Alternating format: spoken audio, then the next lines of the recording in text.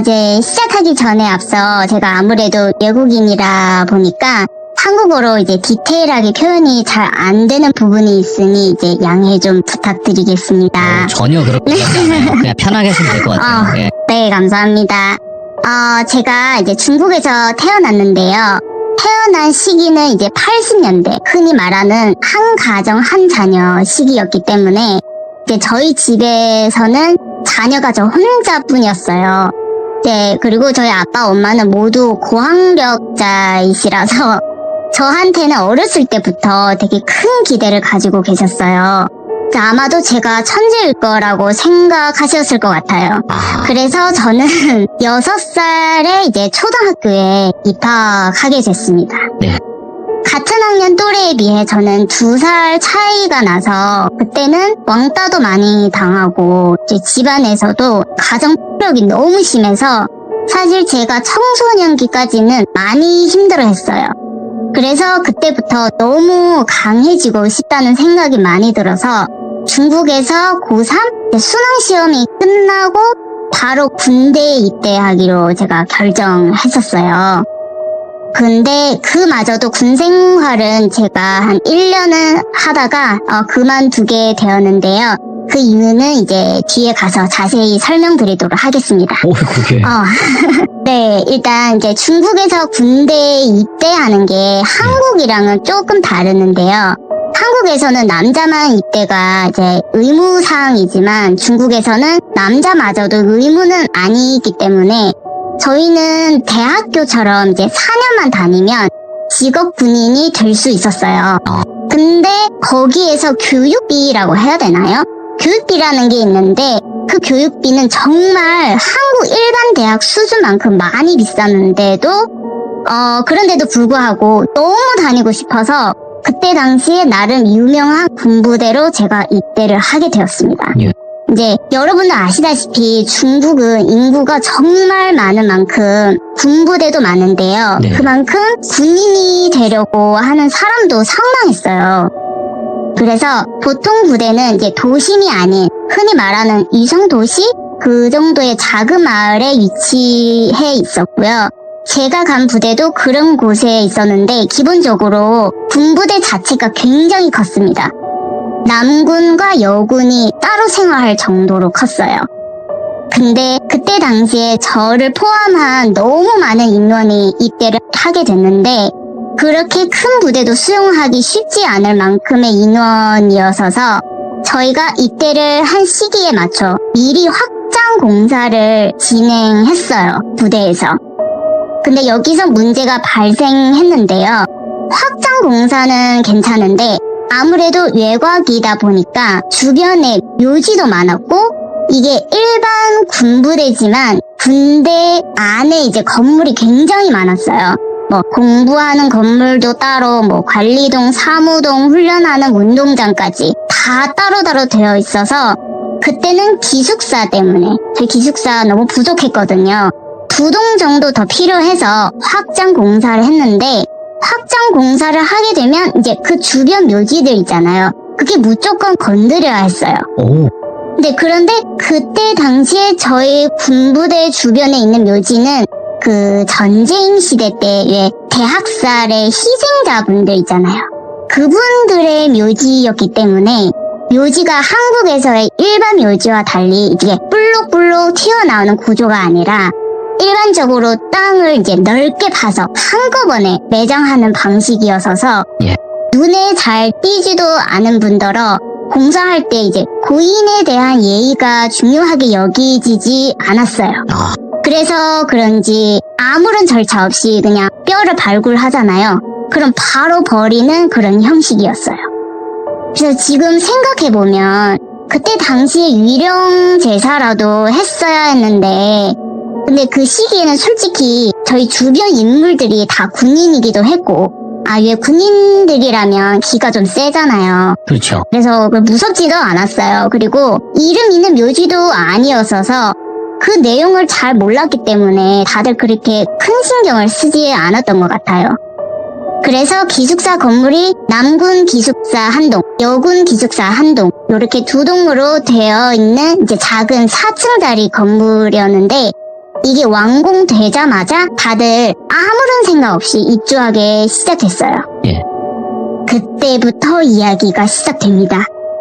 근데 이 사건은요, 1998년에 일어난 사건인데요. 중국에는 이제 그 시기에 학교나 군부대에 비치된 화장실이, 제가 드린 그 그림을 보시면 항구가 같이 좌변기이긴 했는데 그림처럼 칸막이가 없었어요. 근데 사실 지금도 중부 여행 가시면 아직도 그 칸막이 없는 공중 화장실도 많이 볼 수 있어요. 아직도.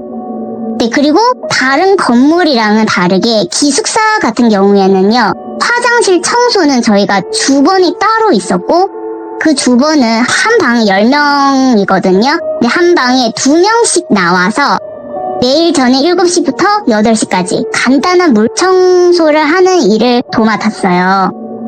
근데 이 기숙사의 여자 화장실 구조가 한국처럼 화장실 안에 이제 세수대랑 좌변기가 같이 있는 시스템이 아니라 아주 큰 방에 이제 가벽을 두고 한 방에는 세수대만 2줄이 있고 이제 거기서 세수만 할 수 있는 공간이었고 다른 한 방에는 좌변기만 2줄이 있는 구조였어요. 이렇게 2줄씩. 그럼 그 주번이 총 2명 있기 때문에 빨리 이게 청소를 끝내려면 각자 이제 한 방에 들어가서 청소를 하고 나와야 했는데 이때 일이 터진 거죠. 이제 그날은 또 저희 방 주번 당번이었는데요. 원래 7시부터 시작을 했어야 했는데 그 당번 2 친구가 다른 일 때문에 조금 늦게 들어와서 한 9시부터 이제 청소를 시작했어요. 근데 그때는 저희가 이제 9시에 소등 규정 때문에 복도등 외에 전부 소등이었어서 복도등만 이제 켜져 있었고 네. 화장실 안에도 작은 조명뿐이라 굉장히 어두웠어요. 이 2 친구 아무래도 여자아이잖아요. 그래서 이제 무서워하기도 하고 시간이 늦어서 많이 가기 싫어했어요. 그래도 어떡해요. 뭐 당번이라 어쩔 수 없이 가서 늦게나마 간단하게 물 청소를 하기 시작했고 이 방 구조가 방 2개가 연결되어 있어서 서로 청소하는 소리, 예를 들면 이게 물 뿌리는 소리라든가 아니면 바닥을 쓰는 소리, 뭐 닦는 소리 이런 소리를 들을 수가 있었는데 한 5분 정도 지났을 때였나? 이제 화장실에서 청소를 하던 똘순이가 갑자기 이렇게 막 하면서 비명을 지르는 거예요.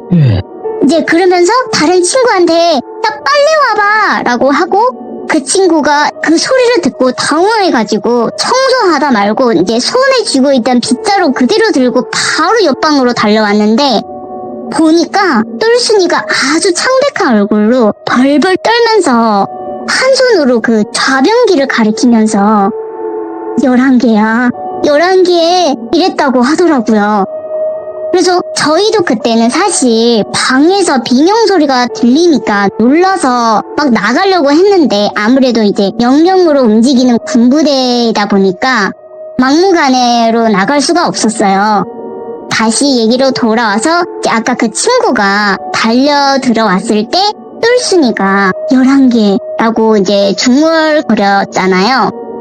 그래서 뭐라고 하는 거냐고 물어봤더니 똘순이가 하는 말이 야 우리 기숙사 화장실 좌변기 수가 한 줄에 10개인데 내가 아까 청소할 때 좌변기에 하나하나 직접 올라가서 청소를 하면서 숫자를 셌거든?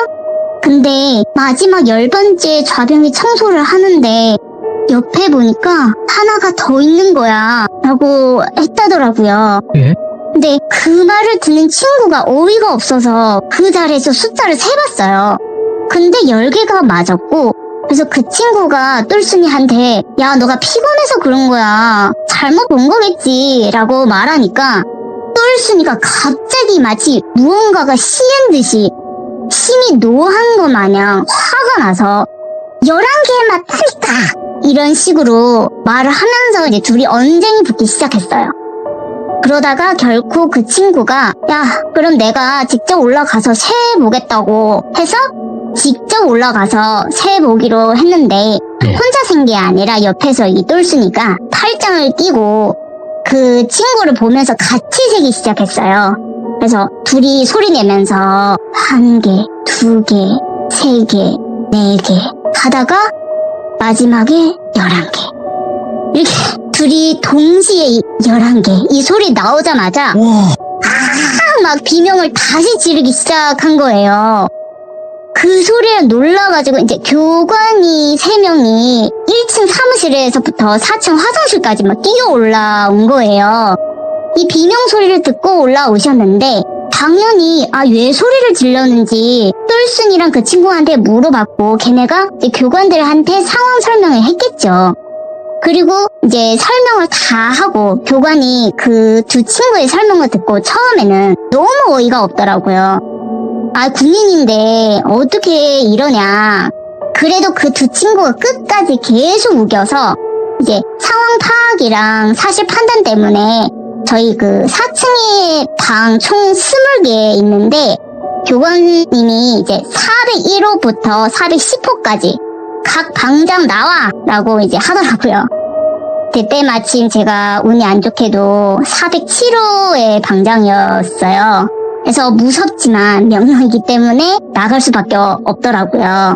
그래서 저희가 총 10명의 방장이 이제 화장실에 모였는데 교관이 저희를 보고 각 좌변기로 순서대로 올라가서 정해진 숫자를 외치라고 했어요. 그래서 저희는 아무도 모르는 상태에서 올라갔는데 저는 제 차례가 될 때 올라가면서 7번 이렇게 외치고 나머지 이제 10번까지 외치는 걸 듣고 저희 10명 또 순서대로 다시 내려와서 일자로 서서 집합했는데 교관이 이제 아무 이상 없다고 설명했고 저희에게도 이제 방에 다시 들어가라 이런 명령까지 하시길래 방으로 들어갈 수밖에 없었어요. 솔직히 저희는 명령을 받았지만 얼떨떨하면서 무슨 상황인지도 모르고 그때 당시에는 그냥 속으로 좌변기에 뭐 쥐라도 있었나 보지 이렇게 생각을 하면서 이제 다시 방에 들어가려고 했습니다. 근데 그때 교관이 총 3명이었다고 했잖아요. 그 교관 3명 중 2명이 남자였고 1명은 이제 여자 교관 분이셨는데 그 여자 교관이 저희가 뒤돌아서 가려는 순간에 또 갑자기 이렇게 비명을 지르더라고요. 그래서 저희가 다시 뒤돌아서 보니까 여자 교관이 안색이 순식간에 이제 창백해지면서 눈에 공포가 가득해 마치 진짜 무슨 보이지 않는 유령의 그림자가 눈앞에서 아른거리는 것처럼 한 손으로 떨리면서 화장실 좌변기 방향을 가리키면서 11개 맞아 막 이러시더라고요. 그래서 이 광경을 보고 저희는 순간 몸이 얼어버렸고요. 공포감이 진짜 한파처럼 순식간에 제 온몸을 휩쓸었어요. 그래서 한 30초 정도 지났나? 근데 그때 남자 교관 2분 중 1분이 그래도 멘탈이 좀 세신가 봐요. 저희 보고 아까처럼 다시 올라가서 숫자를 외치라고 시켰어요. 정말 가기 싫었거든요. 속으로는 본인 좀 올라가셨으면 했는데 왜 자꾸만 우리를 시키냐. 근데 그때 학교나 다른 시설이 아닌 군대인지라 저희도 명령을 이행할 수밖에 없어서 이제 부르르 떨면서 올라갔어요. 근데 아까처럼 저는 이제 또 올라가면서 7번을 외치고 나머지 이제 10번까지 외치는 걸 듣고 또 다시 저희 10명이 순서대로 내려와서 일자로 서서 이제 집합했는데 그때는 저희도 어떤 상황인지를 살짝 파악이 되더라고요. 그래서 너무 무서워서 도망이라도 가고 싶었는데 저는 근데 또 옆에 이제 몇몇 친구 얼굴 보니까 엄청 흥미로운 그런 표정이 짓고 있더라고요. 그래서 이때 남자 교관이 저희 10명 방장을 보고 너희도 한번 좌변기 몇 개인지 세봐라 하면서 저희도 같이 세봤는데 저는 분명히 10개인데 양쪽 옆에 이제 서 있는 친구 있잖아요. 그 2명이 11개라고 하더라고요. 여기는 이제 아무래도 군대인지라 이게 소란을 피우면 절대 안 되는 곳이잖아요. 그래서 교관들한테 다시 방으로 들어가라는 명령을 받고 저희가 다시 뒤돌아서 각자 방으로 향했습니다. 이제 다행인지 모르겠는데 제가 뒷번호이기도 하고 또 한 줄로 서서 나가는 거였기 때문에 그 와중에도 저 포함 뒤에 이 몇 명이 살짝 다시 뒤로 돌아서 견눈으로 숫자를 좀 세어봤는데요. 정말 저는 아무리 세어봐도 좌변기가 10개인 거 틀림없거든요. 적어도 저는. 다른 친구는 계속 11개라고 우겨요. 근데 몰랐는데 나중에 이 똘순이하고 그 친구는 저희 방 애들이었잖아요. 그래서 방에 들어와서 얘기해 주는 거지만 이제 결국 그 마지막 11번째 좌변기를 본 사람은요. 네. 그 남자 교관 2분 그리고 절 빼고 우리 3명 빼고 모두였다고 했어요. 저희 3명만 빼고 다 봤대요. 11개. 그래서 실제로 이 실화가 일어난 뒤로 이제 기숙사 자체에 굉장히 많은 일들이 있었는데 이제 일단 제가 다닌 그 1년 동안 직접 보고 느꼈던 걸 이제 간단하게 풀어보자면 아까도 말씀드렸다시피 저희는 기숙사가 총 4층이에요. 1층은 식당이고요. 2층부터 기숙사인데 그때 당시에는 식당이 왜인지 모르겠는데 의자가 없었어요. 그래서 밥을 받으면 이제 스탠딩 테이블처럼 생긴 다리가 긴 식탁에서 저희 10명이 서서 밥을 먹었어야 했거든요. 근데 어느 날 이제 2층에서 지냈던 꽤 다수의 애들이 밤에 식당에서 의자를 끄는 소리를 들었다고 하기 시작하는 거예요. 그리고 웬만한 식당이나 구내 식당에서는 이게 보통 주방 용품들이 굉장히 큼직하잖아요. 그 용기들이 서로 부딪히는 소리도 같이 들었다고 하더라고요. 그래서 이게 좀 의문인 게 한두 명만 들은 것도 아니고 여러 명이 들었는데 또 같은 층을 쓰는 다른 애들을 또 자기는 못 들었다고 하더라고요. 이게 좀 너무 들은 사람도 있고 못 들은 사람도 있다라는 거죠. 근데 이 소리가 1년 안에 손에 꼽히지도 못할 정도로 많이 났어요. 근데 2번 정도 나기 시작했을 때 이제 새벽까지 계시는 경비 아저씨를 배치하기가 시작했어요. 그때부터 이제 밤에 한 1시간에서 2시간마다 경비 아저씨들이 왔다 갔다 하시고 그 소리가 많이 줄어들긴 했는데 사람이 다닐 때는 그런 소리가 안 나는데 당시에 경비 아저씨들이 시간을 지켜서 순찰을 돌던 것도 아니고 땡땡이를 또 생각보다 많이 쳐서 이제 그런 날에는 거의 무조건 들었다고 해요. 근데 저는 4층인데다가 평소에 제가 좀 둔한 편이라 저는 아예 듣지 못했는데요.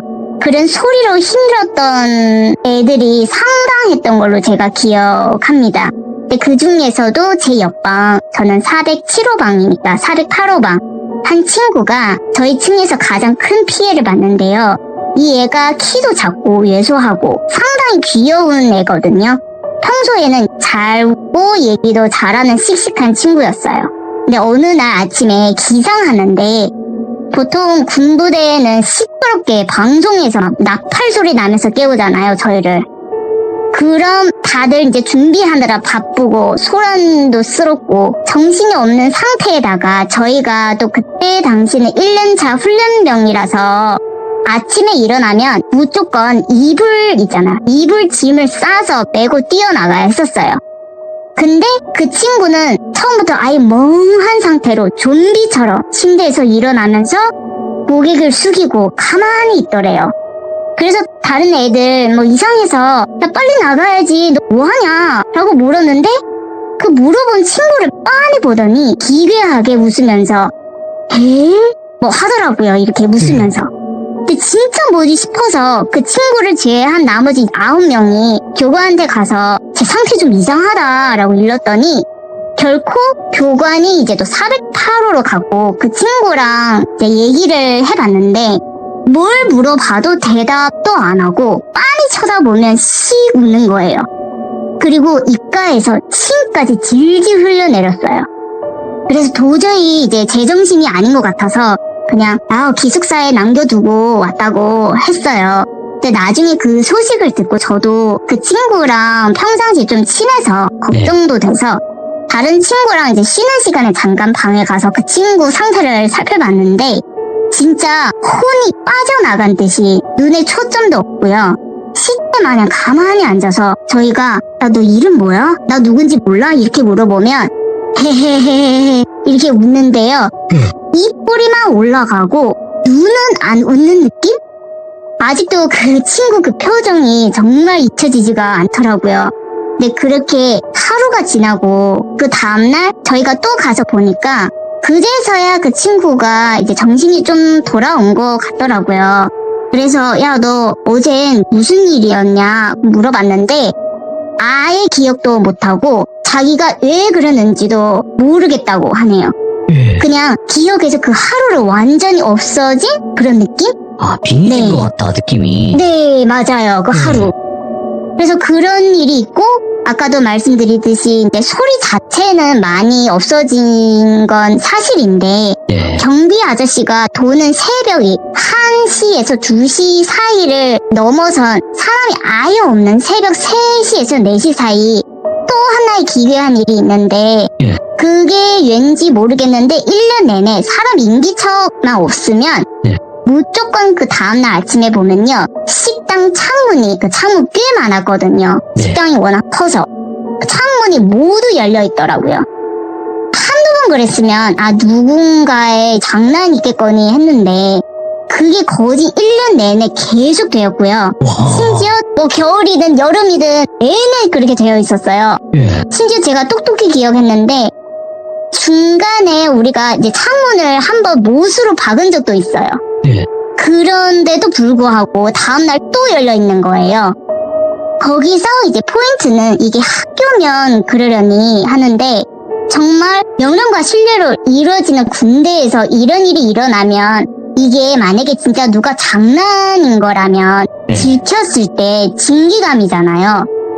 그리고 만약에 진짜 누가 장난을 친 거라면 그게 진짜 다들 군인이 되고 싶어서 온 건데 징계를 먹으면 더 이상 군인으로 살아갈 수도 없을 뿐더러 아. 명령 불이행이기 때문에 크게 처벌을 받을 수도 있는 상황이었어요. 당연히 이제 교관들도 여러 번 말씀도 하시고 그렇게 했는데도 이제 그 당시 소리를 들었던 몇몇 친구들의 말에 의하면 그 소리를 유심히 들어볼 때 최소 5명 이상의 사람이 움직이고 있는 그런 웅성웅성한 소리라고 했어요. 한두 명이 아니라. 근데 주방 용품이 부딪히는 소리랑 의자 끄는 소리가 상당히 시끄러웠는데 근데 식당에 있던 스탠딩 테이블이 그 마리아 스탠딩 테이블이지 남자분이라도 한 4명에서 5명이 끌어도 힘든 굉장히 무거운 테이블이었거든요. 그럼 일단 테이블 소리도 아니었다는 건데 의자도 없는데 왜 소리가 났는지 알 수가 없다라는 거죠.